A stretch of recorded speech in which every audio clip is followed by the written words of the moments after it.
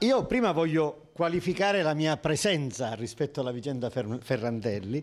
Come ho scritto proprio oggi a Michele Santoro, io sono uno dei capi della rivolta contro Bersani, contro Vendola, contro Leoluca Orlando, contro Di Pietro, uno dei capi della rivolta che ha fatto vincere Fabrizio Ferrandelli.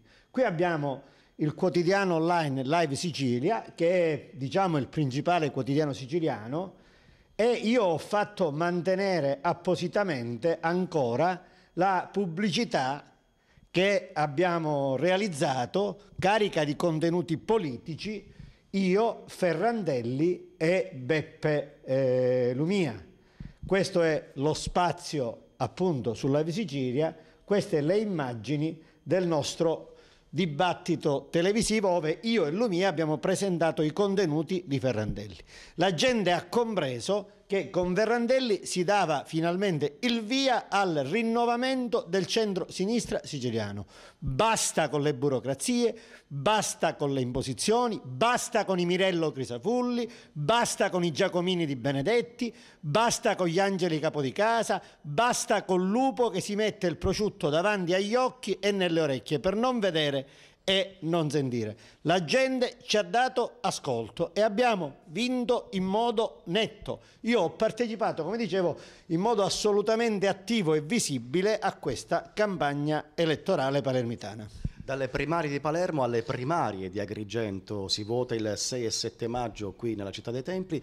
Quali sono le vostre aspettative? Diciamo che attorno a me il contesto è molto favorevole e tra qualche giorno avremo anche delle novità sostanziose e giornalisticamente molto interessanti. Ma io voglio, in questo momento nel quale il regime di Lupo, Bersani, Capodicasa e Crisafulli è messo sotto accusa in tutta Italia, ricordare quello che sta facendo Capodicasa ad Agrigento. Vi è una incredibile e sconcertante corsa tra Angelino Alfano e Capodicasa per individuare i medesimi candidati.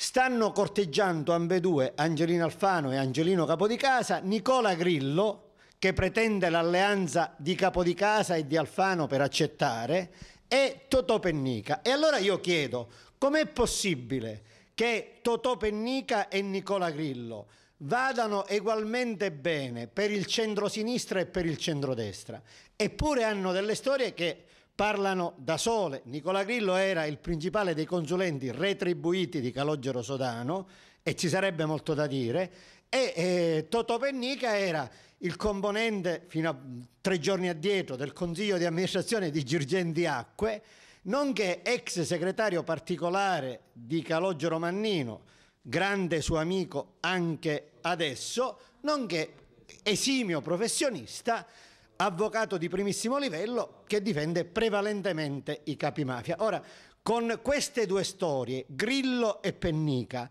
come possono essere ottimi contestualmente per il Partito Democratico e per il partito di Berlusconi? La gente rifletta.